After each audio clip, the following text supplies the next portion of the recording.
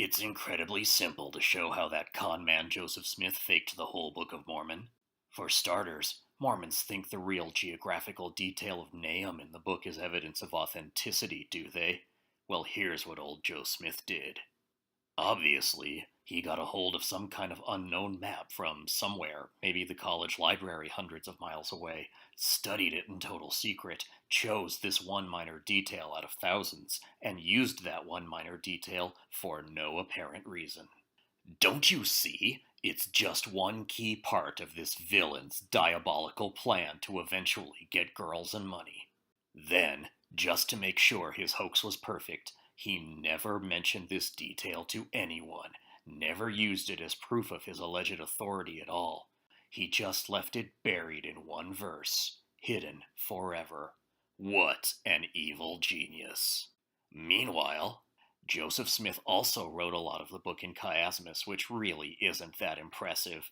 He simply got a hold of more books that are not known to have been available to him, chose one detail of writing style that was not commonly known or consciously used it spontaneously in his hoax with an absolutely masterful degree of artistry, did this even though it didn't help his hoax at all, since neither he nor anyone else ever said anything about it, and then never used this technique anywhere near this masterfully ever again. Either that or he just figured it out and was like, psh, whatever, why not?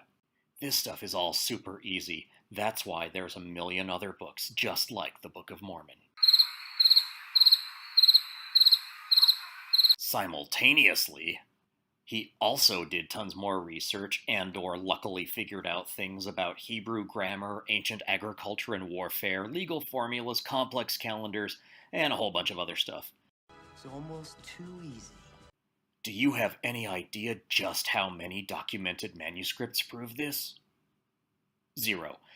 But you won't believe how many witnesses have told all about this. None. Okay, do we have any facts at all that substantiate any of this? Nope. Then how do we know this is what happened? Because we just do. Well, duh. Besides, the alternative is just, ew, unthinkable. Also, he copied and stole from a bunch more books he had access to, like the King James Bible, including the Apocrypha, and the Talmud, and Solomon Spaulding's manuscript found, and Ethan Smith's view of the Hebrews, and Gilbert Hunt's The Late War, and The Pilgrim's Progress, and Carsten Niebuhr's Travels in Arabia, and The Wonders of Nature, and The Golden Plot. Man, that sounds like a ton of work just to fool the locals so you can get money and girls. Seems like there'd be easier ways than writing a 600-page book and spending the rest of your life living by it and suffering for it. What do I know? Wait, you ask. How did he get all this information and write such a huge, complex book? Easy. He had help. Accomplices. Co-conspirators. There must have been a ton of them. Who knows how many, since we don't know who they were, but trust me, they were there, and they all kept quiet about it for the rest of their lives. Brilliant rapscallions. And what about all those other facts and findings that Mormons keep going on about blah, blah, blah? Well, they're all totally destroyed by just one thing. Polygamy. That's right. Think about it.